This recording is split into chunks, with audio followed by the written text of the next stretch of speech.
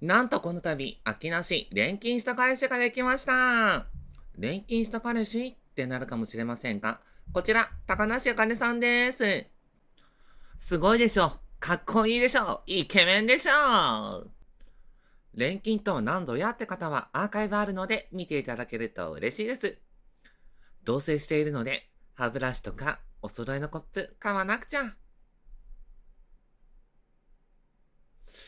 細けいことは気にしないで。こっちを見たいで。やめてー